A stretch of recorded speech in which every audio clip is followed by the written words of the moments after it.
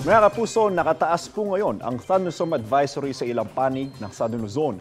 Ayon po sa Pag-asa, apektado po niya ng Laguna, Rizal at ilang bahagi ng Quezon. Pinaalerto po ang mga residente mula sa banta ng baha o kaya naman ng landslide.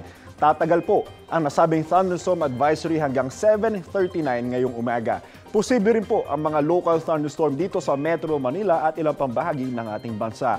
Maapektuhan naman ng ulang dulot ng bagyong Ophel ang Bicol Region, Isabela, ang Aurora, Quezon at ang Northern Samar. Nakataas na po ang Tropical Cyclone Wind Signal number 1 dahil sa bagyong Ophel sa Cagayan. Kasama po dyan ang Babuyan Islands, northern at central portion ng Isabela, Apayao, eastern portion ng Kalinga, easternmost portion ng Mountain Province at easternmost portion ng Ifugao. Namataan po ng Pag-asa ang sentro ng bagyong Ophel sa layong 595 kilometers silangan po yan ng Daet, Camarines Norte. May lakas po ito na 120 kilometers per hour at bugso nga abot po sa 150 kilometers per hour. At kumikilos po ito pakanluran sa bilis na 25 kilometers per hour. Samantala mga kapuso, sa nakalipas na 24 oras, 4 na dam dito sa Luzon ang nagpapakawala na ng tubig. Ayon sa Pag-asa, tig-2 gates po ang nakabukas sa Buklao at Binga Reservoir ng Benguet, habang tig-1 gate naman po ang naglalabas ng tubig sa Magat at San Roque Reservoir.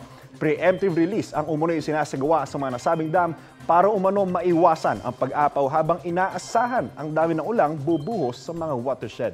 Sa latest monitoring ng Pag-asa, mataas po ang tubig sa Pantabangan Reservoir habang mababa naman po ang water level sa Angat, Ipo, Lamesa at Caliraya Reservoir. Paalala po mga kapuso, stay safe and stay updated, mas lalo na po sa mga ganitong pagkakataon. Ako po si Anzo Pertiera. Know the weather before you go. Para mag-safe lagi, mga kapuso.